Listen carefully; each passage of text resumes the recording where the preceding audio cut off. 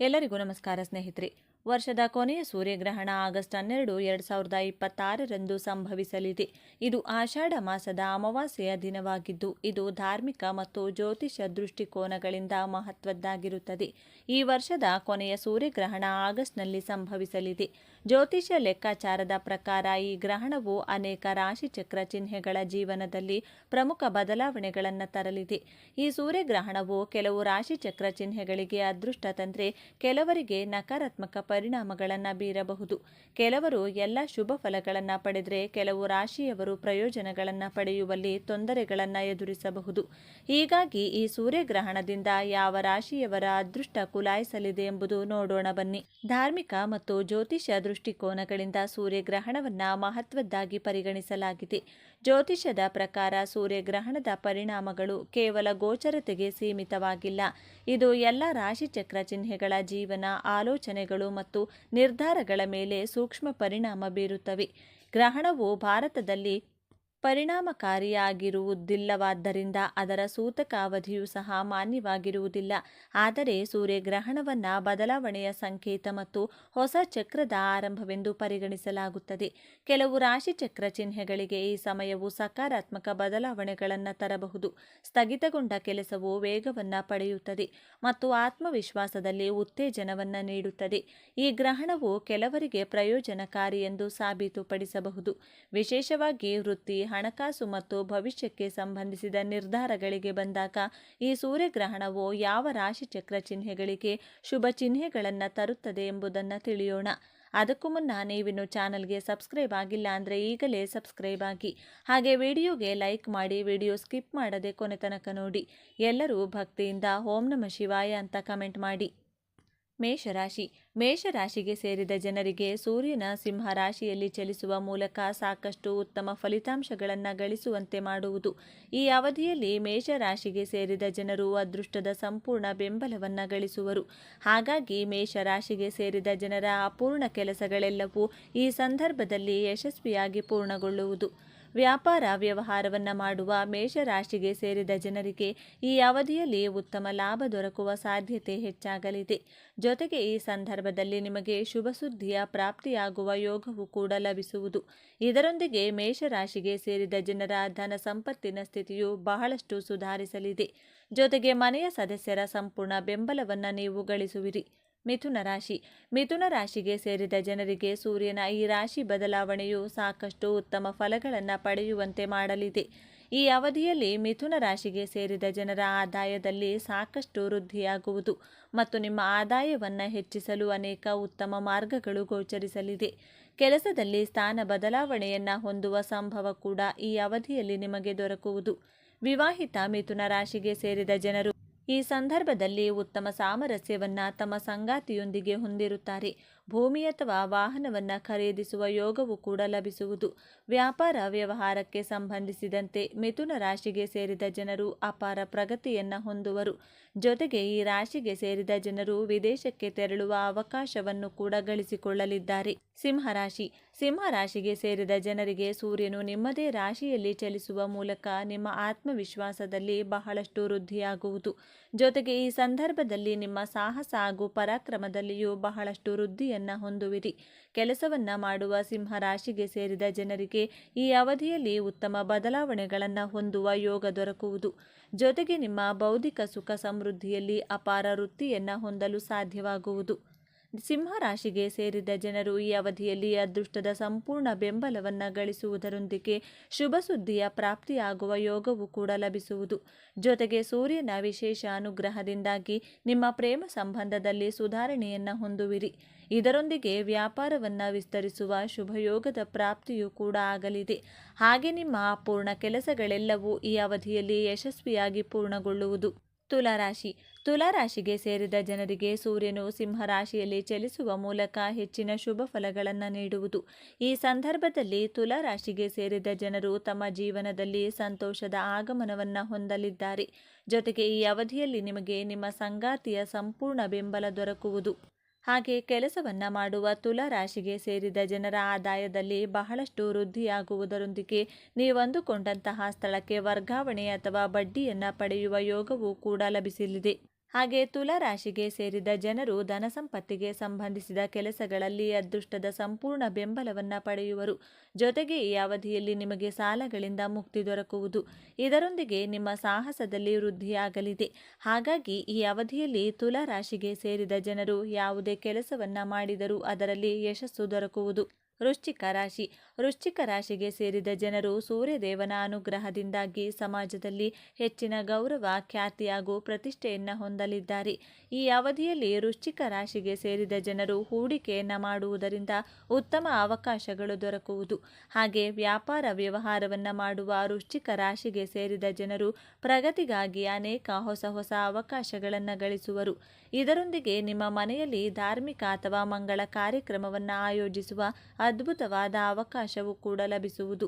ವೃಶ್ಚಿಕ ರಾಶಿಗೆ ಸೇರಿದ ಜನರು ತಮ್ಮ ಸಂಗಾತಿಯೊಂದಿಗೆ ಸೇರಿ ಅವಿಸ್ಮರಣೀಯವಾದ ಸಮಯವನ್ನು ಕಳೆಯುವ ಅದ್ಭುತವಾದ ಅವಕಾಶವೂ ಕೂಡ ಲಭಿಸುವುದು. ಇದರೊಂದಿಗೆ ನಿಮ್ಮ ವೈವಾಹಿಕ ಜೀವನವು ಈ ಅವಧಿಯಲ್ಲಿ ಸುಖಮಯವಾಗಿರುವುದು. ಜೊತೆಗೆ ವೃಶ್ಚಿಕ ರಾಶಿಗೆ ಸೇರಿದ ಜನರು ಪ್ರಭಾವಶಾಲಿ ವ್ಯಕ್ತಿಯನ್ನ ಭೇಟಿಯಾಗುವ ಅದ್ಭುತವಾದ ಅವಕಾಶ ಕೂಡ ಲಭಿಸಲಿದೆ. ಧನುರಾಶಿ. ಧನುರಾಶಿಗೆ ಸೇರಿದ ಜನರಿಗೆ ಸೂರ್ಯದೇವನು ತನ್ನ ರಾಶಿಯನ್ನ ಬದಲಾಯಿಸುವ ಮೂಲಕ ಸಾಕಷ್ಟು ಶುಭವನ್ನುಂಟು ಮಾಡಲಿದ್ದಾನೆ. ಈ ಅವಧಿಯಲ್ಲಿ ವೃತ್ತಿ ಜೀವನಕ್ಕೆ ಸಂಬಂಧಿಸಿದಂತೆ ಅಪಾರ ಯಶಸ್ಸನ್ನ ಗಳಿಸುವಿರಿ. ಹಾಗೆ ಧನುರಾಶಿಗೆ ಸೇರಿದ ಜನರ ಸುಖ ಸಮೃದ್ಧಿಯಲ್ಲಿ ಸಾಕಷ್ಟು ಹೆಚ್ಚಳವಾಗುವ ಯೋಗವೂ ಕೂಡ ಲಭಿಸುವುದು. ಧನುರಾಶಿಗೆ ಸೇರಿದ ಜನರಿಗೆ ಈ ಅವಧಿಯಲ್ಲಿ ಅಪಾರವಾದ ಲಾಭವನ್ನ ಹೊಂದುವ ಯೋಗ ನಿರ್ಮಾಣಗೊಳ್ಳುವುದು. ಈ ಸಮಯದಲ್ಲಿ ನಿಮ್ಮ ಉಳಿತಾಯದಲ್ಲಿ ವೃದ್ಧಿಯಾಗುವುದರೊಂದಿಗೆ ಖರ್ಚು ಕಡಿಮೆಯಾಗಲಿದೆ. ಪ್ರೇಮ ಸಂಬಂಧವು ಹೆಚ್ಚು ಸಂತೋಷದಿಂದ ಕೂಡಿರುವುದು. ಅವಿವಾಹಿತ ಧನುರಾಶಿಗೆ ಸೇರಿದ ಜನರು ವಿವಾಹಕ್ಕಾಗಿ ಉತ್ತಮ ಪ್ರಸ್ತಾಪಗಳನ್ನು ಗಳಿಸುವರು. ಹಾಗೆ ವಿವಾಹಿತ ಧನುರಾಶಿಗೆ ಸೇರಿದ ಜನರು ಈ ಅವಧಿಯಲ್ಲಿ ಸಂತೋಷಮಯವಾದ ಕ್ಷಣಗಳನ್ನು ಕಳೆಯುವ ಅವಕಾಶ ಲಭಿಸುವುದು. ಜೊತೆಗೆ ವ್ಯಾಪಾರದಲ್ಲಿ ಉತ್ತಮ ಫಲಿತಾಂಶ ದೊರಕುವ ಸಾಧ್ಯತೆಯೂ ಕೂಡ ಹೆಚ್ಚಾಗಲಿದೆ. 2026ರ ಸೂರ್ಯಗ್ರಹಣದ ದಿನ ನಾವು ಏನು ಮಾಡಬಾರದು? ಸೂರ್ಯಗ್ರಹಣದ ಸಮಯದಲ್ಲಿ ದೇವರ ವಿಗ್ರಹಗಳನ್ನು, ಫೋಟೋಗಳನ್ನು ಸ್ಪರ್ಶಿಸಬಾರದು. ಸೂರ್ಯಗ್ರಹಣದ ಸಮಯದಲ್ಲಿ ಆಹಾರವನ್ನು ಬೇಯಿಸುವುದು, ತಿನ್ನುವುದು ಶುಭವಲ್ಲ. ಆದರೆ ಮಕ್ಕಳು, ರೋಗಿಗಳು, ವೃದ್ಧರು ಆಹಾರವನ್ನು ಸೇವಿಸಬಹುದು. ಸೂರ್ಯಗ್ರಹಣದ ಸಮಯದಲ್ಲಿ ದೈಹಿಕ ಸಂಬಂಧ ಹೊಂದುವುದನ್ನು ತಪ್ಪಿಸಬೇಕು. ಸೂರ್ಯಗ್ರಹಣದ ಸಮಯದಲ್ಲಿ ದೇಹಕ್ಕೆ ಎಣ್ಣೆಯನ್ನು ಹಚ್ಚಿಕೊಳ್ಳಬಾರದು. ಸೂರ್ಯಗ್ರಹಣದ ಸಮಯದಲ್ಲಿ ಚಾಕು, ಕತ್ತರಿ, ಸೂಜಿ ಮತ್ತು ದಾರಕ್ಕೆ ಸಂಬಂಧಿಸಿದ ಯಾವುದೇ ಕೆಲಸವನ್ನ ಮಾಡಬಾರದು. ವಿಶೇಷವಾಗಿ ಗರ್ಭಿಣಿಯರು ಇದರ ಬಗ್ಗೆ ವಿಶೇಷ ಕಾಳಜಿ ವಹಿಸಬೇಕು. ಸೂರ್ಯಗ್ರಹಣದ ವೇಳೆ ಉಗುರು ಮತ್ತು ಕೂದಲುಗಳನ್ನು ಕತ್ತರಿಸುವಂಥ ತಪ್ಪನ್ನ ಎಂದಿಗೂ ಮಾಡಲು ಹೋಗಬಾರದು. ಆಗಸ್ಟ್ 12ರಂದು ಸೂರ್ಯಗ್ರಹಣ. ಈ ವರ್ಷದ 2ನೇ ಸೂರ್ಯಗ್ರಹಣ ಆಗಸ್ಟ್ 12ರಂದು. ಆದರೆ ಈ ಗ್ರಹಣವು ಭಾರತದಲ್ಲಿ ಗೋಚರವಾಗುವುದಿಲ್ಲ. ಭಾರತೀಯ ಕಾಲಮಾನದ ಪ್ರಕಾರ ರಾತ್ರಿ 9:04 ಗಂಟೆಯಿಂದ ಆಗಸ್ಟ್ 13ರ ಮುಂಜಾನೆ 4:25ರವರೆಗೆ ಸೂರ್ಯಗ್ರಹಣ ಇರಲಿದೆ. ಸಾಮಾನ್ಯವಾಗಿ ಸೂರ್ಯಗ್ರಹಣ ರಾತ್ರಿ ಹೊತ್ತಲ್ಲಿ ಭಾರತದಲ್ಲಿ ಬಂದರೆ ಗೋಚರವಾಗುವುದಿಲ್ಲ. ಆಗಸ್ಟ್ 12ರ ಸೂರ್ಯಗ್ರಹಣವು ಯುರೋಪಿಯನ್ ದೇಶಗಳು, ಕೆನಡಾ, ಗ್ರೀನ್ಲ್ಯಾಂಡ್, ಐಸ್ಲ್ಯಾಂಡ್, ಆರ್ಕ್ಟಿಕ್, ಸ್ಪೇನ್ನ ಉತ್ತರ ಭಾಗ, ಅಟ್ಲಾಂಟಿಕ್ ಸಾಗರ, ರಷ್ಯಾದ ಕೆಲವು ಭಾಗಗಳಲ್ಲಿ ಗೋಚರವಾಗಲಿದೆ. 2026 ಸೂರ್ಯಗ್ರಹಣದ ದಿನ ನಾವು ಏನು ಮಾಡಬೇಕು? ಗ್ರಹಣದ ಸೂತಕ ಕಾಲ ಆರಂಭವಾಗುವ ಮುನ್ನ ನಾವು ಬಳಸುವ ನೀರಿನಲ್ಲಿ, ಆಹಾರ ಪದಾರ್ಥಗಳಲ್ಲಿ ಅಥವಾ ಇನ್ಯಾವುದೇ ದ್ರವರೂಪದ ವಸ್ತುಗಳ ಮೇಲೆ ಅಥವಾ ಅದರಲ್ಲಿ ಗರಿಕೆ ಅಥವಾ ತುಳಸಿ ಎಲೆಗಳನ್ನು ಹಾಕಿಡಿ. ಗ್ರಹಣದ ಸಮಯದಲ್ಲಿ ದೇವರ ವಿಗ್ರಹಗಳನ್ನು ಸ್ಪರ್ಶಿಸುವುದು ತಪ್ಪಾದರೂ ನಾವು ಈ ಸಮಯದಲ್ಲಿ ಧಾರ್ಮಿಕ ಗ್ರಂಥಗಳನ್ನು ಅಥವಾ ಪುಸ್ತಕಗಳನ್ನು ಓದಬಹುದು ಅಥವಾ ಪಠಿಸಬಹುದು. ಸೂರ್ಯಗ್ರಹಣದ ಸಮಯದಲ್ಲಿ ನಾವು ಮಂತ್ರವನ್ನು ಪಠಿಸಬೇಕು. ಇದರಿಂದ ಗ್ರಹಣದ ಕೆಟ್ಟ ಪರಿಣಾಮ ನಮ್ಮ ಮೇಲೆ ಉಂಟಾಗುವುದಿಲ್ಲ. ಸೂರ್ಯಗ್ರಹಣ ಮುಗಿದ ನಂತರ ಮತ್ತೆ ಸ್ನಾನ ಮಾಡಬೇಕು. ಸೂರ್ಯಗ್ರಹಣದ ಸಮಯದಲ್ಲಿ ತರ್ಪಣ, ಶ್ರಾದ್ದ, ಜಪ, ಹವನ, ದಾನ ಇತ್ಯಾದಿ ಧಾರ್ಮಿಕ ಕಾರ್ಯಗಳನ್ನು ಮಾಡಬಹುದು. ಗ್ರಹಣ ಮುಗಿದ ನಂತರ ದೇವರ ಪೂಜೆ ಮಾಡಿ ಮತ್ತು ದಾನ ಮಾಡಿ. ಸ್ನಾನ ಮಾಡಿದ ನಂತರ ದೇವರ ಕೋಣೆಯನ್ನು ಶುದ್ಧೀಕರಿಸಬೇಕು. ಸೂರ್ಯಗ್ರಹಣದ ಸಮಯದಲ್ಲಿ ನಾವು ಯಾವುದೇ ಕೆಲಸವನ್ನ ಮಾಡಬೇಕಾದರೂ ಅದರ ಬಗ್ಗೆ ಸರಿಯಾಗಿ ತಿಳಿದುಕೊಂಡು ಮಾಡುವುದು ತುಂಬಾನೇ ಉತ್ತಮ. ಗ್ರಹಣದ ಸಮಯದಲ್ಲಿ ನಿಷಿದ್ಧ ಕೆಲಸಗಳನ್ನು ಮಾಡುವುದರಿಂದ ಅಶುಭ ಫಲಗಳನ್ನು ಎದುರಿಸಬೇಕಾಗುತ್ತದೆ. ಹಾಗಾಗಿ ಸೂರ್ಯಗ್ರಹಣದ ಸಮಯದಲ್ಲಿ ನಾವು ಯಾವ ಕೆಲಸ ಮಾಡಬೇಕು, ಯಾವ ಕೆಲಸ ಮಾಡಬಾರ್ದು ಎಂಬುದನ್ನು ಸರಿಯಾಗಿ ತಿಳಿದುಕೊಂಡಿರಬೇಕು. ಈ ಮಾಹಿತಿ ನಿಮಗೆ ಇಷ್ಟ ಆದರೆ ತಪ್ಪದೇ ವಿಡಿಯೋನ ಲೈಕ್ ಮಾಡಿ, ನಿಮ್ಮ ಇಷ್ಟ ದೇವರ ಹೆಸರನ್ನು ಬರೆದು ಈ ವಿಡಿಯೋನ ಪ್ರತಿಯೊಬ್ಬರಿಗೂ ಕೂಡ ಶೇರ್ ಮಾಡಿ. ಎಲ್ಲರೂ ಭಕ್ತಿಯಿಂದ ಓಂ ಶ್ರೀ ಮಹಾಲಕ್ಷ್ಮಿ ನಮಃ ಅಂತ ಕಮೆಂಟ್ ಮಾಡಿ. ನಮ್ಮ ಜೀವನದಲ್ಲಿ ಅದೃಷ್ಟ ಎಂಬುದು ಕೇವಲ ನಮ್ಮ ಕರ್ಮಗಳ ಮೇಲೆ ಮಾತ್ರವಲ್ಲ, ನಮ್ಮ ಮನೆಯಲ್ಲಿ ಹರಿಯುವ ಶಕ್ತಿಯ ಪ್ರವಾಹದ ಮೇಲೂ ಕೂಡ ಅವಲಂಬಿತವಾಗಿರುತ್ತದೆ ಎಂಬುದು ನಿಮಗೆ ತಿಳಿದಿದೆಯೇ? ಎಷ್ಟೇ ಪೂಜೆ ಮಾಡಿದರೂ, ಎಷ್ಟು ಕಷ್ಟಪಟ್ಟರೂ ಫಲ ಸಿಗುತ್ತಿಲ್ಲ ಎಂದರೆ ನಮ್ಮ ಸುತ್ತಮುತ್ತಲಿನ ಯಾವುದೋ ಒಂದು ಅದೃಶ್ಯ ನಕಾರಾತ್ಮಕ ಶಕ್ತಿ ನಮ್ಮ ಪ್ರಗತಿಯನ್ನ ತಡೆಯುತ್ತಿದೆ ಎಂದರ್ಥ. ಇಂದು ನಾವು ಈ ಅದ್ಭುತ ಕಥೆಯ ರೂಪದಲ್ಲಿ ಅದೃಷ್ಟ ನಿಮ್ಮ ಮನೆಯನ್ನ ಬಿಟ್ಟು ಹೋಗದಂತೆ ಕೇವಲ ಒಂದು ಲೋಟ ನೀರಿನಿಂದ ರಾತ್ರಿ ವೇಳೆ ಮಾಡಬೇಕಾದ ಆ ರಹಸ್ಯ ಪರಿಹಾರವೇನು, ಅದರ ಹಿಂದಿರುವ ಆಧ್ಯಾತ್ಮಿಕ ಸತ್ಯವೇನು ಎಂಬುದನ್ನು ವಿವರವಾಗಿ ತಿಳಿಯೋಣ. ಈ ಒಂದು ಸಣ್ಣ ಬದಲಾವಣೆ ನಿಮ್ಮ ಜೀವನದಲ್ಲಿ ಧನ ಪ್ರವಾಹವನ್ನ ಹೇಗೆ ಹರಿಸುತ್ತದೆ ಎಂಬುದು ಈ ಕತೆ ಕೇಳಿದರೆ ನಿಮಗೆ ಅರ್ಥವಾಗುತ್ತದೆ. ಹಾಗಾಗಿ ವಿಡಿಯೋ ಸ್ಕಿಪ್ ಮಾಡದೆ ಕೊನೆವರೆಗೂ ನೋಡಿ. ಮೊದಲು ಓಂ ಶ್ರೀ ಮಹಾಲಕ್ಷ್ಮಿಯೇ ನಮಃ ಎಂದು ಕಮೆಂಟ್ ಮಾಡಿ, ವಿಡಿಯೋಗೆ ಒಂದು ಲೈಕ್ ಕೊಟ್ಟು ನಮ್ಮ ಚಾನೆಲ್ನ ಸಬ್ಸ್ಕ್ರೈಬ್ ಮಾಡ್ಕೊಳ್ಳಿ. ಹಿಂದೆ ಸಿದ್ದಾಪುರ ಎಂಬ ಹಳ್ಳಿ ಇತ್ತು. ಹಸಿರು ಗದ್ದೆಗಳು, ಪ್ರಶಾಂತವಾದ ವಾತಾವರಣವಿದ್ದರೂ ಆ ಊರಿನ ಕೊನೆಯಲ್ಲಿರುವ ಸೋಮಶೇಖರ ಮನೆಯಲ್ಲಿ ಮಾತ್ರ ನಿರಂತರವಾಗಿ ಯಾವುದೋ ಒಂದು ಅಶಾಂತಿ. ಸೋಮಶೇಖರ ಒಂದು ಕಾಲದಲ್ಲಿ ಆ ಊರಿನಲ್ಲಿ ಹೆಸರುವಾಸಿಯಾದ ವ್ಯಾಪಾರಿ, ಧರ್ಮಬದ್ಧವಾಗಿ ಬದುಕುತ್ತಿದ್ದವನು. ಆದರೆ ಕಳೆದ 2 ವರ್ಷಗಳಿಂದ ಕಾಲ ಅವನಿಗೆ ಕೈಕೊಟ್ಟಿತ್ತು. ಮಾಡಿದ ಕೆಲಸವೆಲ್ಲ ಅರ್ಧಕ್ಕೆ ನಿಲ್ಲುವುದು, ಸಾಲದ ಹೊರೆ ಹೆಚ್ಚಾಗುವುದು, ಮನೆಯಲ್ಲಿ ಒಬ್ಬರಾದ ಮೇಲೆ ಒಬ್ಬರಿಗೆ ಅನಾರೋಗ್ಯ, ಇವು ಅವನನ್ನ ಕಂಗೆಡಿಸಿದ್ದವು. ಅವನ ಪತ್ನಿ ಲಕ್ಷ್ಮಿ ನಿರಂತರವಾಗಿ ದೈವ ಚಿಂತನೆಯಲ್ಲಿ ತೊಡಗಿದ್ದರು. ಅವರ ಮನೆಯ ಹೊಸ್ತಿಲನ್ನು ದಾರಿದ್ರ್ಯ ಬಿಟ್ಟು ಹೋಗುತ್ತಿರಲಿಲ್ಲ. ಒಂದು ದಿನ ಆಕಾಶದಲ್ಲಿ ಮೋಡ ಕವಿದು ಗಾಳಿಯಲ್ಲಿ ಒಂದು ರೀತಿಯ ಭಾರವಾದ ಅನುಭವವಾಗುತ್ತಿತ್ತು. ಸೋಮಶೇಖರ ಮನೆಯ ವರಾಂಡದಲ್ಲಿ ಕುಳಿತು ಶೂನ್ಯವನ್ನು ನೋಡುತ್ತಾ, ನಾನೇನು ತಪ್ಪು ಮಾಡಿದೆ, ಎಲ್ಲರಿಗೂ ಒಳ್ಳೆಯದನ್ನೇ ಬಯಸುವ ನನಗೆ ಈ ಶಿಕ್ಷೆ ಏಕೆ ಎಂದು ಕಣ್ಣೀರು ಹಾಕುತ್ತಿದ್ದ. ಸರಿಯಾಗಿ ಅದೇ ಸಮಯದಲ್ಲಿ ಒಬ್ಬ ತೇಜಸ್ವಿ ವೃದ್ಧೆ ಆ ಬೀದಿಯಲ್ಲಿ ನಡೆದು ಬಂದಳು. ಅವಳ ಮುಖದಲ್ಲಿ ದಿವ್ಯ ಕಾಂತಿ, ಕಷಾಯ ವಸ್ತ್ರ, ಕೈಯಲ್ಲೊಂದು ದಂಡ. ಅವಳು ಸೋಮಶೇಖರನ ಮನೆಯ ಮುಂದೆ ನಿಂತು ಅವನನ್ನು ತೀಕ್ಷ್ಣವಾಗಿ ನೋಡಿದಳು. ಸೋಮಶೇಖರ ಎದ್ದು ನಿಂತು, ಅಮ್ಮ, ಈ ಮಧ್ಯರಾತ್ರಿಯಲ್ಲಿ ಯಾರನ್ನು ಹುಡುಕುತ್ತಿದ್ದೀರಿ? ನಿಮಗೆ ಏನಾದರೂ ಬೇಕೆ ಎಂದು ಮರ್ಯಾದೆಯಿಂದ ಕೇಳಿದನು. ಆ ವೃದ್ಧೆ ಮಂದಹಾಸ ಬೀರುತ್ತಾ, ನಾಯಕನೇ, ನಾನು ಹಸಿವಿನಿಂದ ಇಲ್ಲಿಗೆ ಬರಲಿಲ್ಲ. ನಿನ್ನ ಮನೆಯ ಸುತ್ತ ಆವರಿಸಿರುವ ಕತ್ತಲೆಯನ್ನ ಕಂಡು ನಿಂತೆ. ಎಲ್ಲಿ ಬೆಳಕು ಇರಬೇಕು ಅಲ್ಲಿ ಕತ್ತಲೆ ತುಂಬಿಕೊಂಡ್ರೆ ಲಕ್ಷ್ಮೀದೇವಿ ಒಳಗೆ ಬರಲು ಹೇಗೆ ಸಾಧ್ಯ ಎಂದು ಗಂಭೀರವಾಗಿ ನುಡಿದಳು. ಸೋಮಶೇಖರನಿಗೆ ಆಶ್ಚರ್ಯವಾಯಿತು. ತನ್ನ ಕಷ್ಟಗಳನ್ನು ಹೇಳದೆಯೇ ಆಕೆ ಗುರುತಿಸಿದ್ದಾಳೆ ಎಂದು ಅವನಿಗೆ ಅರ್ಥವಾಯಿತು. ಅಮ್ಮ, ನನ್ನ ಅದೃಷ್ಟ ನನ್ನನ್ನು ಬಿಟ್ಟು ಹೋಗಿದೆ ಅನಿಸುತ್ತಿದೆ ಎಂದು ಗೋಳಾಡಿದ. ಆಗ ಆ ವೃದ್ಧೆ ಒಳಗೆ ಬಂದು ಕುಳಿತು ಲಕ್ಷ್ಮಿ ನೀಡಿದ ನೀರಿನ ಲೋಟವನ್ನ ಕೈಗೆತ್ತಿಕೊಂಡು ಹೀಗೆಂದಳು, ನೋಡು ಮಗನೇ, ಈ ನೀರು ಕೇವಲ ಬಾಯಾರಿಕೆ ನೀಗಿಸುವುದಕ್ಕಲ್ಲ, ಇದು ಸೃಷ್ಟಿಯ ಅತ್ಯಂತ ಶಕ್ತಿಶಾಲಿ ವಾಹಕ. ಪಂಚಭೂತಗಳಲ್ಲಿ ನೀರು ಮಾತ್ರ ತನ್ನೊಳಗೆ ಶಕ್ತಿಯನ್ನು ಬೇಗನೆ ಗ್ರಹಿಸಬಲ್ಲದು. ನಿಮ್ಮ ಮನೆಯಲ್ಲಿ ಅದೃಷ್ಟ ನಿಲ್ಲದೇ ಇರಲು ಕಾರಣ ಮನೆಯ ಮೂಲೆಗಳಲ್ಲಿ ಶೇಖರಣೆಯಾಗಿರುವ ನಕಾರಾತ್ಮಕ ಆಲೋಚನೆಗಳು ಮತ್ತು ದೃಷ್ಟಿದೋಷಗಳು. ಎಲ್ಲಿ ಶಕ್ತಿ ಪ್ರವಾಹ ನಿಲ್ಲುತ್ತದೆಯೋ ಅಲ್ಲಿ ದಾರಿದ್ರ್ಯ ಬಂದು ನೆಲೆಸುತ್ತದೆ. ಅವಳು ಆ ರಹಸ್ಯವನ್ನ ವಿವರಿಸಿದಳು. ಇದು ಮಂತ್ರತಂತ್ರವಲ್ಲ, ಪ್ರಕೃತಿ ಸಿದ್ಧವಾದ ಶಕ್ತಿ, ಮಾರ್ಪಾಡು. ನೀರಿಗೆ ಸ್ಮರಣ ಶಕ್ತಿ ಇರುತ್ತದೆ. ಅದು ನಮ್ಮ ಭಾವನೆಗಳನ್ನು ಪ್ರತಿಬಿಂಬಿಸುತ್ತದೆ. ರಾತ್ರಿ ವೇಳೆ ಪ್ರಕೃತಿ ನಿಶ್ಶಬ್ದವಾಗಿದ್ದಾಗ ಮನೆಯ ಕೆಟ್ಟ ತರಂಗಗಳು ಸಕ್ರಿಯವಾಗುತ್ತವೆ. ಆಗ ಒಂದು ನಿರ್ದಿಷ್ಟ ರೀತಿಯಲ್ಲಿ ನೀರನ್ನ ಬಳಸಿದರೆ ಅದು ಅಯಸ್ಕಾಂತದಂತೆ ಗಾಳಿಯಲ್ಲಿರುವ ನೆಗೆಟಿವ್ ಎನರ್ಜಿಯನ್ನ ತನ್ನೊಳಗೆ ಎಳೆದುಕೊಳ್ಳುತ್ತದೆ. ನಿನಗೊಂದು ಪರಿಹಾರ ಹೇಳಿಕೊಡುತ್ತೆ, ಅದನ್ನ ತಪ್ಪದೆ ಮಾಡು ಅಂದಳು ಅಜ್ಜಿ. ಸೋಮಶೇಖರ ಮತ್ತು ಲಕ್ಷ್ಮಿ ಆವೇಶದಿಂದ ಕೇಳತೊಡಗಿದರು. ಹೇಳಿದ ನಿಯಮಗಳಿವು. ಈ ಪರಿಹಾರಕ್ಕಾಗಿ ಬೇಕಾದ ವಸ್ತುಗಳು ಮತ್ತು ಮಾಡುವ ವಿಧಾನ: ಒಂದು ಪಾರದರ್ಶಕ ಗಾಜಿನ ಲೋಟ. ರಾತ್ರಿ ಮಲಗುವ ಮುನ್ನ ಒಂದು ಸ್ವಚ್ಛವಾದ ಗಾಜಿನ ಲೋಟವನ್ನ ಪೂರ್ತಿಯಾಗಿ ನೀರನ್ನು ತುಂಬಿಸಬೇಕು. ಅದು ಪಾರದರ್ಶಕವಾಗಿರಬೇಕು, ಏಕೆಂದರೆ ಬೆಳಕು ಮತ್ತು ಶಕ್ತಿ ಅದರ ಮೂಲಕ ಹರಿಯಬೇಕು. 2 ಕಲ್ಲುಪ್ಪಿನ ಬಳಕೆ. ಆ ನೀರಿಗೆ ಒಂದು ಚಿಟಿಕೆ ಕಲ್ಲುಪ್ಪನ್ನು ಹಾಕಬೇಕು.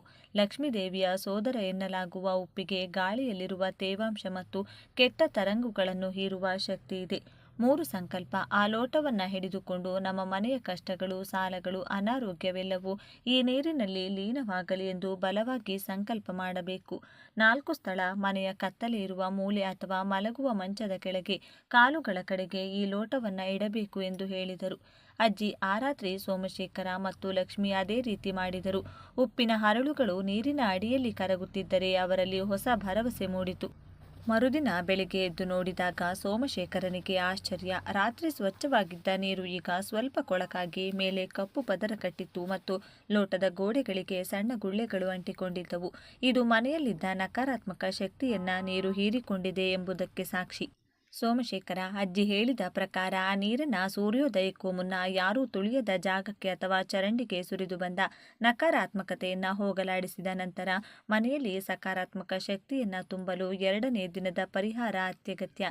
ವೃದ್ಧೆಯ ಮಾತಿನಂತೆ ಮರುದಿನ ಬೆಳಿಗ್ಗೆ ಸೂರ್ಯೋದಯದ ಸಮಯದಲ್ಲಿ ಒಂದು ಬೆಳ್ಳಿ ಅಥವಾ ತಾಮ್ರದ ಲೋಟದಲ್ಲಿ ಶುದ್ಧ ನೀರನ್ನ ತೆಗೆದುಕೊಂಡು ಅದಕ್ಕೆ ಸ್ವಲ್ಪ ಅರಿಶಿನ, ಅಕ್ಷತೆ ಕಾಳು ಮತ್ತು ಒಂದು ಕೆಂಪು ಹೂವನ್ನ ಹಾಕಬೇಕು.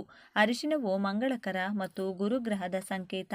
ಇದು ದುಷ್ಟ ಶಕ್ತಿಗಳನ್ನ ಮನೆಯೊಳಗೆ ಪ್ರವೇಶ ಮಾಡಲು ಬಿಡುವುದಿಲ್ಲ.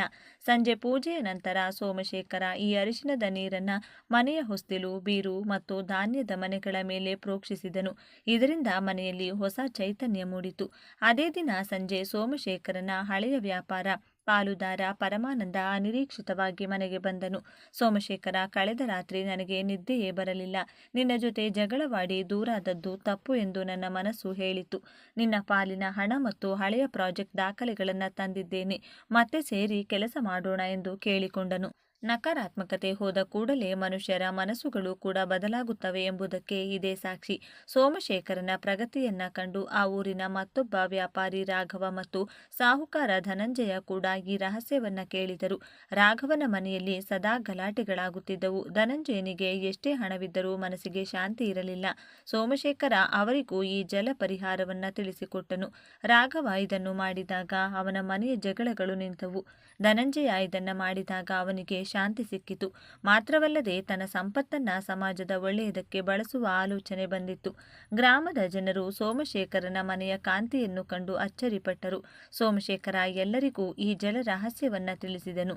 ಹಳ್ಳಿಯ ಪ್ರತಿಯೊಬ್ಬರೂ ಇದನ್ನ ಆಚರಿಸತೊಡಗಿದ್ದರಿಂದ ಗ್ರಾಮದಲ್ಲಿ ಅನಾರೋಗ್ಯ ಮತ್ತು ಕಲಹಗಳು ಕಡಿಮೆಯಾದವು. ಒಂದು ದಿನ ಊರಿನಲ್ಲಿ ಒಂದು ದಿವ್ಯ ಕಾಂತಿ ಕಾಣಿಸಿಕೊಂಡಿತು. ಅದು ಊರಿನ ಕೊನೆಯಲ್ಲಿರುವ ಶಿಥಿಲಗೊಂಡಿದ್ದ ಶಿವನ ದೇವಾಲಯದಿಂದ ಬರುತ್ತಿತ್ತು. ಸೋಮಶೇಖರ, ರಾಘವ ಮತ್ತು ಧನಂಜಯ ಸೇರಿ ಆ ದೇವಾಲಯವನ್ನು ಸ್ವಚ್ಛಗೊಳಿಸಿದರು. ಅಲ್ಲಿನ ಪವಿತ್ರ ಕೋನೇರಿನ ನೀರು ಕೂಡ ಈ ಗಾಜಿನ ಲೋಟದ ನೀರಿನಷ್ಟೇ ಶುದ್ಧವಾಗಿತ್ತು. ಆ ದೇವಾಲಯದ ಅರ್ಚಕರು ಸೋಮಶೇಖರನಿಗೆ ವಿವರಿಸಿದರು. ನೀರು ಎಂಬುದು ಜ್ಞಾನದ ವಾಹಕ. ಶಿವನ ಶಿರದಿಂದ ಗಂಗೆ ಹರಿಯುವುದು ನಮ್ಮ ಅಂತರಂಗದ ಶುದ್ಧಿಗಾಗಿ. ಧನಂಜಯ ತನ್ನ ಸಂಪತ್ತನ್ನು ದೇವಾಲಯದ ಅಭಿವೃದ್ಧಿಗೆ ಮತ್ತು ಬಡಮಕ್ಕಳ ವಿದ್ಯಾಭ್ಯಾಸಕ್ಕೆ ಮೀಸಲಿಟ್ಟನು. ಸೋಮಶೇಖರ ಹೇಳುವಂತೆ ಈ ಪರಿಹಾರವನ್ನ ಪ್ರತಿದಿನ ಮಾಡಬೇಕು ಅಥವಾ ವಾರಕ್ಕೆ 1 ಸಲನಾದರೂ ತಪ್ಪದೇ ಮಾಡಬೇಕು. ನೀರು ಎಷ್ಟು ಸ್ವಚ್ಛವಾಗಿ ಬೆಳಿಗ್ಗೆ ಕಾಣಿಸುತ್ತದೋ ಆಗಲೇ ನಿಮ್ಮ ಮನೆಯಲ್ಲಿ ನಕಾರಾತ್ಮಕತೆ ಇಲ್ಲ ಎಂದು ಅರ್ಥ. ಬೆಳಿಗ್ಗೆ ನೀರು ನೋಡುವಾಗ ಅದು ಕೊಳಕಾಗಿ ಕಾಣಿಸಿದರೆ ಇನ್ನೂ ನಕಾರಾತ್ಮಕತೆ ಉಳಿದಿದೆ ಎಂದು ಅರ್ಥ. ಈ ಪರಿಹಾರವನ್ನ ಅಮಾವಾಸ್ಯೆ ಮತ್ತು ಹುಣ್ಣಿಮೆಯಂದು ತಪ್ಪದೇ ಮಾಡಬೇಕು. ಆ ಸಮಯದಲ್ಲಿ ಇದರ ಶಕ್ತಿ 1000 ಪಟ್ಟು ಹೆಚ್ಚಿರುತ್ತದೆ. ಅಮಾವಾಸ್ಯೆಯ ಸಮಯದಲ್ಲಿ ನಕಾರಾತ್ಮಕ ಶಕ್ತಿಗಳು ಹೆಚ್ಚಾಗಿರುವುದರಿಂದ ಈ ನೀರು ಅದನ್ನು ಎಳೆದುಕೊಳ್ಳಲು ಸಹಾಯ ಮಾಡುತ್ತದೆ. ಅದೇ ರೀತಿ ಚಂದ್ರನು ನೀರಿನ ಅಧಿಪತಿ. ಹುಣ್ಣಿಮೆಯ ದಿನದಂದು ಚಂದಿರನ ಬೆಳಕು ಬೀಳುವ ಕಡೆ 1 ಲೋಟ ನೀರನ್ನ ಇಟ್ಟು ಅದರಲ್ಲಿ ಒಂದು ಬೆಳ್ಳಿಯ ನಾಣ್ಯ ಅಥವಾ ಬಿಳಿ ಹೂ ಹಾಕಿದರೆ ಆ ನೀರು ಅಮೃತವಾಗುತ್ತದೆ. ಮರುದಿನ ಆ ನೀರು ಇಡೀ ಮನೆಗೆ ಪ್ರೋಕ್ಷಣೆ ಮಾಡಿದರೆ ಅಷ್ಟೈಶ್ವರ್ಯಗಳು ಪ್ರಾಪ್ತಿಯಾಗುತ್ತವೆ. ಅಲ್ಲದೆ ಅದೃಷ್ಟ ಬಂದಾಗ ಅಹಂಕಾರ ಪಡಬಾರದು, ಸದಾ ಕೃತಜ್ಞತೆಯಿಂದ ಇರಬೇಕು ಎಂಬುದು ಆ ವೃದ್ಧೆಯ ಎಚ್ಚರಿಕೆಯಾಗಿತ್ತು. ಸಿದ್ದಾಪುರ ಗ್ರಾಮ ಈಗ ಆಧ್ಯಾತ್ಮಿಕವಾಗಿ ಬದಲಾಗಿದೆ. ಪ್ರತಿಯೊಬ್ಬರೂ ಈ ಜಲ ಪರಿಹಾರದಿಂದ ಸುಖವಾಗಿದ್ದಾರೆ. ಒಂದು ದಿನ ಸಭೆಯಲ್ಲಿ ಸೋಮಶೇಖರ ಮಾತನಾಡುತ್ತಿರುವಾಗ ಅದೇ ವೃದ್ಧೆ ಮತ್ತೆ ಒಂದು ಮರದ ಕೆಳಗೆ ಕಾಣಿಸಿಕೊಂಡಳು. ಸೋಮಶೇಖರ ಓಡಿ ಹೋಗುವಷ್ಟರಲ್ಲಿ ಅವಳು ಮಾಯವಾಗಿದ್ದಳು. ಅವಳು ಮನುಷ್ಯ ರೂಪದಲ್ಲಿ ಬಂದ ಸಾಕ್ಷಾತ್ ಪರಾಶಕ್ತಿ ಎಂದು ಎಲ್ಲರೂ ನಂಬಿದರು. ಆತ್ಮೀಯ ಬಂಧುಗಳೇ, ನೋಡಿದ್ರಲ್ಲವೇ, ದಾರಿದ್ರ್ಯ ಎಂದರೆ ಕೇವಲ ಹಣ ಇಲ್ಲದಿರುವುದು ಮಾತ್ರವಲ್ಲ, ಅದು ಧೈರ್ಯ ಮತ್ತು ನಂಬಿಕೆಯ ಕೊರತೆ ಕೂಡ ಹೌದು. ಈ ಗ್ಲಾಸ್ ನೀರಿನ ರಹಸ್ಯ ಪರಿಹಾರವು ನಿಮಗೆ ಆ ಕಳೆದು ಹೋದ ಧೈರ್ಯ ಮತ್ತು ನಂಬಿಕೆಯನ್ನು ಮರಳಿ ನೀಡುತ್ತದೆ. ನೀರನ್ನು ದೈವವಾಗಿ ಭಾವಿಸಿ ಪವಿತ್ರ ಮನಸ್ಸಿನಿಂದ ಈ ಪರಿಹಾರವನ್ನು ಆಚರಿಸಿ. ನಿಮ್ಮ ಮನೆಯಲ್ಲೂ ಅದೃಷ್ಟವು ಶಾಶ್ವತವಾಗಿ ನೆಲೆಸಲಿ. ಈ ವಿಡಿಯೋ ನಿಮಗೆ ಇಷ್ಟವಾದಲ್ಲಿ ಲೈಕ್ ಮಾಡಿ, ನಿಮ್ಮ ಆತ್ಮೀಯರಿಗೆ ಶೇರ್ ಮಾಡಿ. ನಮ್ಮ ಇಂತಹ ಮತ್ತಷ್ಟು ಆಧ್ಯಾತ್ಮಿಕ ವಿಷಯಗಳಿಗಾಗಿ ನಮ್ಮ ಚಾನೆಲ್ನ ಸಬ್ಸ್ಕ್ರೈಬ್ ಮಾಡಿಕೊಳ್ಳಿ ಮತ್ತು ಬೆಲ್ ಐಕಾನ್ ಒತ್ತಿ. ಸರ್ವೇ ಜನ ಸುಖಿನೋ ಭವಂತು. ಮಂತ್ರಾಲಯ, ಮನಸೇ ದೇವಾಲಯ ಎಂಬುದು ಭಾರತೀಯರಾದ ನಮ್ಮ ಬದುಕಿನ ಶ್ರೇಷ್ಠವಾದಂತಹ ಚಿಂತನೆ. ಈ ಮಂತ್ರಾಲಯದಂತಹ ಮನೆಗೆ ಮಂಗಳ ಕಲಶವಿಟ್ಟಂತೆ ಶೋಭಿಸುವುದೇ ಮನೆಯ ಹೆಬ್ಬಾಗಿಲಿನ ತೋರಣ. ಮನೆಯ ಮುಖ್ಯ ದ್ವಾರಕ್ಕೆ ತೋರಣ ಕಟ್ಟುವ ಸಂಪ್ರದಾಯ ಭಾರತೀಯ ಸಂಸ್ಕೃತಿಯಲ್ಲಿ ಅನಾದಿ ಕಾಲದಿಂದಲೂ ನಡೆದುಕೊಂಡು ಬಂದಿದೆ. ಹಬ್ಬ ಹರಿದಿನಗಳು, ವಿವಾಹ, ಶುಭ ಸಮಾರಂಭಗಳು ಎದುರಾದಾಗ ಹಸಿರು ಎಲೆ ಮತ್ತು ಹೂಗಳಿಂದ ತೋರಣಗಳನ್ನು ಕಟ್ಟುವುದು ವಾಡಿಕೆಯಾಗಿರುತ್ತದೆ.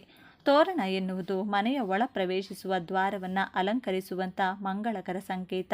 ಇತ್ತೀಚಿನ ದಿನಗಳಲ್ಲಿ ಮನೆಯ ಮುಖ್ಯ ದ್ವಾರಕ್ಕೆ ಭತ್ತದ ತೋರಣವನ್ನು ಕಟ್ಟುವಂಥ ಸಂಪ್ರದಾಯ ಅತ್ಯಂತ ಜನಪ್ರಿಯವಾಗಿದೆ. ಕೃತಕ ಪ್ಲಾಸ್ಟಿಕ್ ತೋರಣಗಳ ಅಬ್ಬರದ ನಡುವೆಯೇ ಜನರು ಮತ್ತೆ ನೈಸರ್ಗಿಕ ವಸ್ತುಗಳ ಕಡೆ ಮುಖ ಮಾಡಿರುವುದಕ್ಕೆ ಒಂದು ಅತ್ಯುತ್ತಮ ಉದಾಹರಣೆ. ಆತ್ಮೀಯರೇ, ನಮ್ಮ ಈ ಪ್ರಸ್ತುತ ಸಂಚಿಕೆಯಲ್ಲಿ ಮನೆಯ ಮುಖ್ಯ ದ್ವಾರಕ್ಕೆ ಭತ್ತದ ತೋರಣವನ್ನು ಏಕೆ ಕಟ್ಟಬೇಕು, ಭತ್ತದ ತೋರಣವನ್ನು ಕಟ್ಟಲು ಅತ್ಯಂತ ಶುಭ ದಿನಗಳು ಯಾವುವು, ಯಾವ ದಿನ ಭತ್ತದ ತೋರಣವನ್ನು ಬದಲಾಯಿಸಬೇಕು ಮತ್ತು ಬದಲಾಯಿಸಿದ ನಂತರ ಹಳೆಯ ತೋರಣವನ್ನು ಏನು ಮಾಡಬೇಕು ಎಂಬಿತ್ಯಾದಿ ಕುತೂಹಲಭರಿತ ಮಾಹಿತಿಗಳನ್ನೆಲ್ಲ ಒಂದೊಂದಾಗಿ ತಿಳಿದುಕೊಳ್ತಾ ಹೋಗೋಣ. ಅದಕ್ಕೂ ಮುಂಚೆ ನೀವಿನ್ನು ಚಾನಲ್ಗೆ ಸಬ್ಸ್ಕ್ರೈಬ್ ಆಗಿಲ್ಲ ಅಂದರೆ ಈಗಲೇ ಸಬ್ಸ್ಕ್ರೈಬ್ ಆಗಿ. ಎಲ್ಲರೂ ಭಕ್ತಿಯಿಂದ ಜೈ ಮಹಾಲಕ್ಷ್ಮಿ ಅಂತ ಕಮೆಂಟ್ ಮಾಡಿ.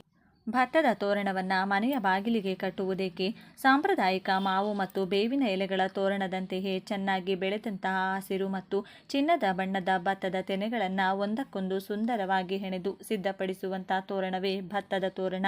ಅಷ್ಟಲಕ್ಷ್ಮಿಯರಲ್ಲಿ ಧಾನ್ಯಲಕ್ಷ್ಮಿಯೂ ಸಹ ಒಬ್ಬರು. ನಮ್ಮ ಸನಾತನ ಹಿಂದೂ ಧರ್ಮದಲ್ಲಿ ಭತ್ತವನ್ನು ಸಾಕ್ಷಾತ್ ಧಾನ್ಯಲಕ್ಷ್ಮಿ ಎಂದು ಪೂಜಿಸಲಾಗುತ್ತದೆ. ಮನೆಯ ಮುಂಬಾಗಿಲಿಗೆ ಭತ್ತದ ತೋರಣವನ್ನು ಕಟ್ಟುವುದರಿಂದ ಧಾನ್ಯಲಕ್ಷ್ಮಿಯನ್ನು ಸದಾಕಾಲ ಮನೆಗೆ ಆಹ್ವಾನಿಸಿದಂತಾಗುತ್ತದೆ ಮತ್ತು ಮನೆಯಲ್ಲಿ ಅನ್ನದ ಕೊರತೆ ಎಂದಿಗೂ ಎದುರಾಗುವುದಿಲ್ಲ ಎಂಬ ನಂಬಿಕೆ ಇದೆ. ಧರ್ಮಶಾಸ್ತ್ರಗಳ ಪ್ರಕಾರ ಸಾಕ್ಷಾತ್ ಧಾನ್ಯಲಕ್ಷ್ಮಿಯ ಸ್ವರೂಪವಾದ ಭತ್ತ ಎಲ್ಲಿರುತ್ತದೆಯೋ ಅಲ್ಲಿ ದಾರಿದ್ರ್ಯತೆ, ನಕಾರಾತ್ಮಕತೆ ಮತ್ತು ಅಶುಭ ಶಕ್ತಿಗಳು ನೆಲೆಸಲು ಸಾಧ್ಯವಾಗುವುದಿಲ್ಲ. ಆದ್ದರಿಂದಲೇ ಭತ್ತದ ತೋರಣ ಮನೆಗೆ ರಕ್ಷಣಾತ್ಮಕ ಕವಚದಂತೆ ಕೆಲಸ ಮಾಡುತ್ತದೆ. ಮನೆಯನ್ನು ಪ್ರವೇಶ ಮಾಡಬಹುದಾದ ನಕಾರಾತ್ಮಕ ಶಕ್ತಿಗಳನ್ನು ಹೊರಗೆ ತಡೆದು ನಿಲ್ಲಿಸಿ ಕೇವಲ ಸಕಾರಾತ್ಮಕ ಶಕ್ತಿ ಮನೆಯನ್ನು ಒಳ ಪ್ರವೇಶಿಸುವಂತೆ ಭತ್ತದ ತೋರಣ ನೋಡಿಕೊಳ್ಳುತ್ತದೆ. ನಮ್ಮ ಹಿಂದೂ ಪೂಜಾ ಪದ್ಧತಿಯಲ್ಲಿ ನವಧಾನ್ಯಗಳಿಗೆ ವಿಶೇಷವಾದ ಸ್ಥಾನವಿದೆ. ಅದರಲ್ಲೂ ಭತ್ತ ಪ್ರಮುಖವಾದದ್ದಾಗಿದೆ. ಭತ್ತ ನವಗ್ರಹಗಳಲ್ಲಿ ಒಂದಾದಂತಹ ಚಂದ್ರನ ಧಾನ್ಯವಾಗಿದೆ. ಅಂದರೆ ಭತ್ತ ಚಂದ್ರನ ಶಕ್ತಿಯನ್ನು ಪೋಷಿಸುತ್ತದೆ. ಜ್ಯೋತಿಷ್ಯ ಶಾಸ್ತ್ರದಲ್ಲಿ ಚಂದ್ರನನ್ನು ಮನಸ್ಸು ಮತ್ತು ಭಾವನೆಗಳ ಸಂಕೇತ ಎಂದು ಉಲ್ಲೇಖಿಸಲಾಗುತ್ತದೆ. ಚಂದ್ರನ ಧಾನ್ಯವಾದ ಭತ್ತದ ತೋರಣವನ್ನು ಮನೆಯ ಮುಂಬಾಗಿಲಿಗೆ ಕಟ್ಟುವುದರಿಂದ ಮನೆಯಲ್ಲಿ ಶಾಂತಿ, ಭಾವನಾತ್ಮಕ ಸ್ಥಿರತೆ ಹಾಗೂ ಕುಟುಂಬದಲ್ಲಿ ನೆಮ್ಮದಿ ನೆಲೆಸುತ್ತದೆ. ವಾಸ್ತುಶಾಸ್ತ್ರದ ಪ್ರಕಾರ ಮನೆಯ ಮುಖ್ಯ ದ್ವಾರವು ವಾಸ್ತು ಪುರುಷನ ಮುಖ ಇದ್ದಂತೆ. ಮುಖದ ಭಾಗದಲ್ಲಿ ಪ್ರಕೃತಿ ದತ್ತವಾದ ಭತ್ತದ ತೋರಣವನ್ನು ಹಾಕುವುದರಿಂದ ವಾಸ್ತು ಪುರುಷ ಪ್ರಸನ್ನರಾಗುತ್ತಾರೆ. ಇದರಿಂದ ಮನೆಯಲ್ಲಿ ವಾಸ್ತು ದೋಷಗಳಿಂದ ಉಂಟಾಗಬಹುದಾದಂಥ ನಕಾರಾತ್ಮಕ ಪ್ರಭಾವಗಳೆಲ್ಲ ದೂರವಾಗುತ್ತವೆ. ಭತ್ತದ ತೋರಣವನ್ನು ಜೀವಂತ ಶಕ್ತಿ ಎಂದು ಕರೆಯಬಹುದು. ಏಕೆಂದರೆ ಪ್ಲಾಸ್ಟಿಕ್ ಅಥವಾ ಕೃತಕ ತೋರಣಗಳಿಗೆ ಪ್ರಾಣ ಇರುವುದಿಲ್ಲ. ಆದರೆ ಭತ್ತದ ತೆನೆಗಳು ಒಣಗಿದ್ದರೂ ಸಹ ಅವುಗಳ ಒಳಗಿರುವ ಅಕ್ಕಿಗೆ ಜೀವವಿರುತ್ತದೆ. ಮಣ್ಣು ಮತ್ತು ನೀರು ದೊರೆತರೆ ಭತ್ತ ಮೊಳಕೆ ಒಡೆದು ಹೊಸ ಜೀವ ನೀಡುತ್ತದೆ. ಭತ್ತದ ತೋರಣದಲ್ಲಿರುವ ಜೀವಶಕ್ತಿಯು ಮನೆಯ ಬಾಗಿಲಿಗೆ ನಿರಂತರವಾಗಿ ಧನಾತ್ಮಕ ಕಂಪನಿಗಳನ್ನು ಹೊರಸೂಸುತ್ತಲಿರುತ್ತದೆ. ಭತ್ತವು ಪಂಚಭೂತಗಳಾದಂತಹ ಭೂಮಿ, ಜಲ, ಅಗ್ನಿ ಅಂದರೆ ಸೂರ್ಯನ ಶಾಖ, ಗಾಳಿ ಮತ್ತು ಆಕಾಶದ ಶಕ್ತಿಯನ್ನು ಹೀರಿಕೊಂಡು ಬೆಳೆದಿರುತ್ತದೆ. ಈ 5 ಪಂಚಭೂತಗಳ ತತ್ವವು ಜೀವಂತ ಶಕ್ತಿ ತೋರಣದ ರೂಪದಲ್ಲಿ ಮನೆಯ ಬಾಗಿಲಿನಲ್ಲಿದ್ದರೆ ಅದು ಇಡೀ ಮನೆಯ ವಾತಾವರಣವನ್ನು ಸಮತೋಲನದಲ್ಲಿರಿಸುತ್ತದೆ. ಭತ್ತದ ತೋರಣ ದೃಷ್ಟಿದೋಷ ನಿವಾರಕವೂ ಸಹ ಹೌದು. ಮುಖ್ಯ ಬಾಗಿಲಿಗೆ ಸುಂದರವಾಗಿ ಹೆಣೆದಿರುವ ಭತ್ತದ ತೋರಣವು ಅತ್ಯಂತ ಆಕರ್ಷಕವಾಗಿ ಕಾಣುತ್ತದೆ. ಪ್ರಮುಖ ಅಂಶಗಳು ಮತ್ತು ಪ್ರಯೋಜನಗಳು. ಧಾರ್ಮಿಕ ನಂಬಿಕೆ. ಭತ್ತವನ್ನು ಲಕ್ಷ್ಮೀ ದೇವಿಯ ರೂಪವೆಂದು ಪರಿಗಣಿಸಲಾಗುತ್ತದೆ. ಇದನ್ನು ಮುಖ್ಯ ದ್ವಾರಕ್ಕೆ ಕಟ್ಟುವುದರಿಂದ ಮನೆಯಲ್ಲಿ ಐಶ್ವರ್ಯ ವೃದ್ಧಿಸುತ್ತದೆ ಎಂಬುದು ವಾಸ್ತುಶಾಸ್ತ್ರದ ನಂಬಿಕೆ. ಸಹಜ ಸೌಂದರ್ಯ. ನೈಸರ್ಗಿಕವಾದ ಎಳೆಯ ಭತ್ತದ ತೆನೆಗಳನ್ನು ಬಳಸಿ ಕೈಯಿಂದ ಈ ತೋರಣಗಳನ್ನು ಹೆಣೆಯಲಾಗುತ್ತದೆ. ದೀರ್ಘಾವಧಿ ಬಾಳಿಕೆ. ಇವು ಬಹುಕಾಲದವರೆಗೆ ಬಾಳಿಕೆ ಬರುತ್ತವೆ ಮತ್ತು ಮನೆಯ ಆವರಣಕ್ಕೆ ಹಳ್ಳಿ ಸೊಗಡಿನ ಸಾಂಪ್ರದಾಯಿಕ ಲುಕ್ ನೀಡುತ್ತವೆ. ನೀವು ಇವುಗಳನ್ನು ಸ್ಥಳೀಯ ಅಲಂಕಾರಿಕ. ಮನೆಗೆ ಬರುತ್ತಿರುವವರ ದೃಷ್ಟಿ ಮೊದಲು ಆ ತೋರಣದ ಮೇಲೆ ಬೀಳುವುದರಿಂದ ಮನೆಯ ಮೇಲಿನ ನೇರ ದೃಷ್ಟಿ ತಲುಪುತ್ತದೆ. ಇದು ದೃಷ್ಟಿದೋಷದ ತೀವ್ರತೆಯನ್ನು ಕಡಿಮೆ ಮಾಡುತ್ತದೆ. ಮಾವಿನ ಎಲೆ ಅಥವಾ ಹೂವಿನ ತೋರಣಗಳು 1-2 ದಿನಗಳಲ್ಲಿ ಒಣಗಿ ಹೋಗುತ್ತವೆ. ಆದರೆ ನೈಸರ್ಗಿಕವಾಗಿ ಒಣಗಿದಂತಹ ಭತ್ತದ ಪೈರುಗಳಿಂದ ಹೆಣೆದಿರುವಂತಹ ಈ ತೋರಣಗಳು ಕನಿಷ್ಠ ಪಕ್ಷ 1 ರಿಂದ 5 ವರ್ಷದ ವರ್ಷದವರೆಗೆ ಯಾವುದೇ ಹಾನಿಗೊಳಗಾಗದೆ ಬಾಳಿಕೆ ಬರುತ್ತವೆ. ಇಷ್ಟೆಲ್ಲ ಲಾಭಗಳಿರುವುದರಿಂದ ಮನೆಯ ಬಾಗಿಲಿಗೆ ಭತ್ತದ ತೋರಣವನ್ನು ಹಾಕುವುದು ಬಹಳ ಒಳ್ಳೆಯದು. ಭತ್ತದ ತೋರಣವನ್ನು ಯಾವ ದಿನ ಕಟ್ಟುವುದು ಒಳಿತು? ಭತ್ತದ ತೋರಣವನ್ನು ಕಟ್ಟಲು ಯುಗಾದಿ, ವರಮಹಾಲಕ್ಷ್ಮಿ ವ್ರತ, ದೀಪಾವಳಿಯ ಲಕ್ಷ್ಮೀ ಪೂಜೆಯ ದಿನ, ನವರಾತ್ರಿ, ಶ್ರಾವಣ ಮಾಸದ ದಿನಗಳು ಮತ್ತು ಮಕರ ಸಂಕ್ರಾಂತಿ ಹಬ್ಬದ ದಿನ ಅತ್ಯಂತ ಶ್ರೇಷ್ಠ. ಇದಲ್ಲದೆ ಪ್ರತಿ ಮಂಗಳವಾರ ಅಥವಾ ಶುಕ್ರವಾರದ ದಿನ ಬ್ರಾಹ್ಮಿ ಮುಹೂರ್ತದ ಸಮಯವೂ ಸಹ ಭತ್ತದ ತೋರಣವನ್ನು ಕಟ್ಟಲು ಪ್ರಶಸ್ತವಾದ ಸಮಯವಾಗಿರುತ್ತದೆ. ಹಳೆಯ ತೋರಣದ ಭತ್ತದ ಕಾಳುಗಳು ಸಂಪೂರ್ಣವಾಗಿ ಉದುರಿದ ನಂತರ ಅಥವಾ ತೋರಣ ಬಣ್ಣವನ್ನು ಕಳೆದುಕೊಂಡಾಗ, ಹಳೆಯದಾಗಿ ಕಾಣಿಸಿದಾಗ ಅಥವಾ ಧೂಳು ಹಿಡಿದಾಗ ಭತ್ತದ ತೋರಣವನ್ನು ಬದಲಾಯಿಸಬಹುದು. ಭತ್ತವು ಸಂಪತ್ತಿನ ಸಂಕೇತವಾದ್ದರಿಂದ ಹಳೆಯದಾದಂತಹ ಭತ್ತದ ತೋರಣವನ್ನು ಕಸದ ಬುಟ್ಟಿಗೆ ಎಸೆಯಬಾರದು. ಅದನ್ನು ಗಿಡಮರಗಳ ಬುಡಕ್ಕೆ ಹಾಕುವುದರಿಂದ ನೈಸರ್ಗಿಕ ಗೊಬ್ಬರವಾಗುತ್ತದೆ. ಅಷ್ಟೇ ಅಲ್ಲದೆ ತೋರಣದಲ್ಲಿರುವಂತಹ ಭತ್ತವನ್ನು ಬೇರ್ಪಡಿಸಿ ಮನೆಯ ಮೇಲ್ಛಾವಣಿಯಲ್ಲಿ ಅಥವಾ ಕೈದೋಟಗಳಲ್ಲಿ ಪಕ್ಷಿಗಳಿಗೆ ಆಹಾರವಾಗಿ ನೀಡಬಹುದು. ಪ್ಲಾಸ್ಟಿಕ್ನ ಬಣ್ಣ ಬಣ್ಣದ ತೋರಣಗಳ ನಡುವೆ ದೇಶಿ ಉತ್ಪನ್ನಗಳು ಕೂಡ ರಾರಾಜಿಸುತ್ತಿವೆ. ಪ್ಲಾಸ್ಟಿಕ್ ಅನ್ನು ಕೊಂಚ ಮಟ್ಟಿಗೆ ದೂರ ಸರಿಸಿ ನೈಸರ್ಗಿಕವಾದ ವಸ್ತುಗಳು ಅವುಗಳ ಸ್ಥಾನವನ್ನು ಪಡೆದುಕೊಳ್ಳುತ್ತಿವೆ. ಅದರಲ್ಲಿ ಮಾವಿನ ಎಲೆ, ಹೂವಿನ ತೋರಣವನ್ನು ಕೂಡ ಮನೆ ಬಾಗಿಲಿಗೆ ಹಾಕಿ ಅಲಂಕರಿಸುತ್ತಾರೆ. ಆದರೆ ಇಲ್ಲಿ ಭತ್ತದ ತೋರಣ ಕೂಡ ಈ ಸ್ಥಾನವನ್ನು ಪಡೆದುಕೊಂಡಿದೆ. ಧರ್ಮಸ್ಥಳದ ಲಕ್ಷದ್ವೀಪೋತ್ಸವದಲ್ಲಿ ಲಾಸ್ಟಿಕ್ನಿಂದ ತೋರಣಗಳ ನಡುವೆ ಭತ್ತದ ತೋರಣ ಎಲ್ಲರ ಗಮನ ಸೆಳೆಯುತ್ತಿತ್ತು. ಮನೆಯ ಅಲಂಕಾರಕ್ಕೆ ಪ್ರತಿಯೊಬ್ಬರೂ ಕೂಡ ಹೆಚ್ಚಿನ ಮಹತ್ವವನ್ನು ನೀಡುತ್ತಾರೆ. ಮನೆ ಸಣ್ಣದಿರಲಿ ದೊಡ್ಡದಿರಲಿ ಪ್ರತಿ ಕೋಣೆಯ ಬಾಗಿಲಿಗೆ, ಗೋಡೆಗೆ ಈ ಅಲಂಕಾರವನ್ನು ಮಾಡಿ ಸುಂದರವಾಗಿ ಕಾಣುವ ಹಾಗೆ ಮಾಡುತ್ತಾರೆ. ಆದರೆ ಈ ಭತ್ತದ ತೋರಣವನ್ನು ಮನೆಯ ಬಾಗಿಲಿಗೆ ಮಾತ್ರವಲ್ಲದೆ ದೇವಸ್ಥಾನದ ಬಾಗಿಲಿಗೂ ಕೂಡ ಹಾಕಬಹುದು. ಈ ಭತ್ತದ ತೋರಣವನ್ನು ಕಾರವಾರದಿಂದ ಮಾಡಿಸಿ ತರಲಾಗುತ್ತದೆ. ಅಲ್ಲದೆ ಈ ಪೈರನ್ನು ಬೆಳೆಯಲು ಯಾವುದೇ ರೀತಿಯ ಕೃತಕ ಔಷಧಗಳನ್ನು ಹಾಕದೆ ನೈಸರ್ಗಿಕ ಗೊಬ್ಬರಗಳನ್ನು ಹಾಕಿ ಬೆಳೆಸಲಾಗುತ್ತದೆ. ಇದು ಜಯ ಭತ್ತದ ಪೈರಿನಿಂದ ಈ ತೋರಣವನ್ನು ಮಾಡಲಾಗುತ್ತದೆ. ಈ ತೋರಣಕ್ಕೆ ಮುಡಿ, ಇಂಗ್ಲಿಷ್ನಲ್ಲಿ ನೆಲ್ಲಿ ಎಂದು ಕೂಡ ಕರೆಯುತ್ತಾರೆ. ಈ ತೋರಣದ ವಿಶೇಷತೆ ಅಂದರೆ 6 ವರ್ಷಗಳವರೆಗೆ ಯಾವುದೇ ರೀತಿಯಲ್ಲಿ ಹಾಳಾಗುವುದಿಲ್ಲ. ಅಲ್ಲದೆ ಕೃತಕ ಬಣ್ಣ ಹಾಳಾಗದ ಹಾಗೆ ಯಾವುದೇ ರಾಸಾಯನಿಕಗಳನ್ನು ಸಿಂಪಡಿಸುವುದಿಲ್ಲ. ನೈಸರ್ಗಿಕವಾಗಿಯೇ ತೋರಣವನ್ನು ಮಾಡಲಾಗಿದೆ. ನಮ್ಮ ಮನೆಯ ಬಾಗಿಲು ಯಾವ ರೀತಿಯ ಅಳತೆಯನ್ನು ಹೊಂದಿದೆ ಆ ರೀತಿಯ ತೋರಣಗಳು ಇವೆ. ಇಲ್ಲದಿದ್ದರೆ ಮೊದಲೇ ಆರ್ಡರ್ ಕೊಟ್ಟು ಮಾಡಿಸಿಕೊಳ್ಳಬಹುದು. ಅಲ್ಲದೆ ಅಮೆಜಾನ್, ಆನ್ಲೈನ್ ಮೂಲಕವೂ ಕೂಡ ಖರೀದಿಸಬಹುದು ಎಂದು ಭತ್ತದ ತೋರಣ ವ್ಯಾಪಾರಿ ಹೇಳಿದರು. ಇಂದಿನ ಆಧುನಿಕತೆಯ ಭರಾಟೆಯಲ್ಲಿ ನಶಿಸಿ ಹೋಗುತ್ತಿರುವ ಗ್ರಾಮೀಣ ದೇಶಿ ಕರಕುಶಲ ಕಲೆಗಳು ಮತ್ತೆ ಜೀವಂತವಾಗುತ್ತಿವೆ. ಪ್ಲಾಸ್ಟಿಕ್ ವಸ್ತುಗಳ ನಡುವೆ ದೇಶಿ ಉತ್ಪನ್ನಗಳು ಪೈಪೋಟಿ ನಡೆಸುತ್ತವೆ. ಇಂತಹ ದೇಶಿ ಉತ್ಪನ್ನಗಳ ಬಳಕೆ ಅಧಿಕವಾಗುತ್ತಿರುವುದು ಉತ್ತಮ ಬೆಳವಣಿಗೆಯಾಗಿದೆ.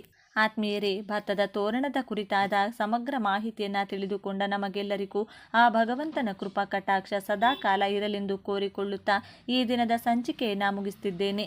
ವೀಕ್ಷಕರೇ, ನಿಮಗೆ ಈ ವಿಡಿಯೋ ಇಷ್ಟವಾಗಿದ್ದಲ್ಲಿ ಲೈಕ್ ಮಾಡಿ, ಶೇರ್ ಮಾಡಿ ಮತ್ತು ಸಬ್ಸ್ಕ್ರೈಬ್ ಮಾಡಿ ಹಾಗೂ ಬೆಲ್ ಬಟನ್ ಒತ್ತೋದನ್ನು ಮರಿಬೇಡಿ. ಧನ್ಯವಾದಗಳು.